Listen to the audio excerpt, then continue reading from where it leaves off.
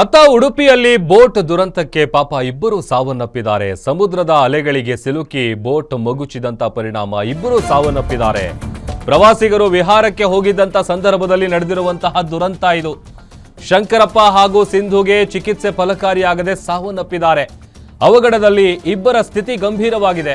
ಅವರಿಗೆ ಆಸ್ಪತ್ರೆಯಲ್ಲಿ ಚಿಕಿತ್ಸೆ ಮುಂದುವರೆದಿದೆ. ಬೋಟ್ ಸಂಚಾರಕ್ಕೆ ಹೋಗಿದ್ದಂತ 15 ಮಂದಿ ಪ್ರವಾಸಿಗರು ಈ ವೇಳೆ ಬೋಟ್ ಮಗುಚಿ ಬಿದ್ದಿದೆ. ಪರಿಣಾಮ ಇಬ್ಬರು ಸಾವನ್ನಪ್ಪಿದ್ದಾರೆ. ಉಡುಪಿಯ ಕೋಡಿಬೆಂಗ್ರೆ ಅಳಿವೆ ಬಾಗಿಲ ಬಳಿ ನಡೆದಂತಹ ದುರಂತ ಇದು. ಟೂರಿಸ್ಟ್ ಬೋಟ್ನಲ್ಲಿ 15 ಜನ ಇದ್ರು ಒಟ್ಟು ಪ್ರವಾಸಿಗರು. ಸುರಕ್ಷಿತ ಕ್ರಮ ಕೈಗೊಳ್ಳದಿರೋದೇ ಈ ದುರ್ಘಟನೆಗೆ ಕಾರಣ ಅನ್ನುವಂಥದ್ದು ಗೊತ್ತಾಗಿದೆ. ಆ ಥರ ಬೋಟ್ ಟ್ರಿಪ್ ಕರ್ಕೊಂಡು ಹೋದಂಥ ಸಂದರ್ಭದಲ್ಲಿ ಲೈಫ್ ಜಾಕೆಟ್ಸ್ ಏನಿರುತ್ತೆ ಅದೆಲ್ಲ ಕೊಡಬೇಕು.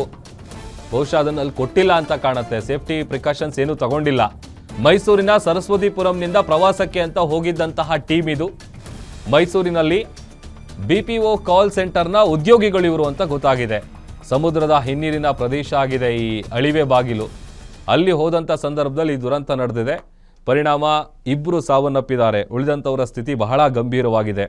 ಉಡುಪಿ ಜಿಲ್ಲೆಯ ಕೋಡಿಬೆಂಗ್ರೆ ಬಳಿ ಪ್ರವಾಸಿಗರ ದೋಣಿ ಮುಗುಚಿ ಬಿದ್ದಿದ್ದು ಮೈಸೂರಿನ ಒಂದು ಟೀಮ್ ಏನಿತ್ತು 28-30 ಜನ ಏನೋ ಹೋಗಿದ್ರು ಅಂತ ಕಾಣುತ್ತೆ. ಅಷ್ಟು ಜನರ ಪೈಕಿ ಇಬ್ಬರು ಸಾವನ್ನಪ್ಪಿದ್ದಾರೆ. ಉಳಿದಂಥವರಿಗೆ ಚಿಕಿತ್ಸೆ ಮುಂದುವರೆದಿದೆ. ಅವರ ಪರಿಸ್ಥಿತಿ ಕೂಡ ಬಹಳ ಗಂಭೀರವಾಗಿದೆ ಅಂತೇಳಿ ಗೊತ್ತಾಗಿದೆ. ಶಂಕರಪ್ಪ ಹಾಗೇನೆ ಸಿಂಧು ಇವರಿಬ್ಬರು ಕೂಡ ಚಿಕಿತ್ಸೆ ಫಲಿಸದೆ ಸಾವನ್ನಪ್ಪಿದ್ದಾರೆ.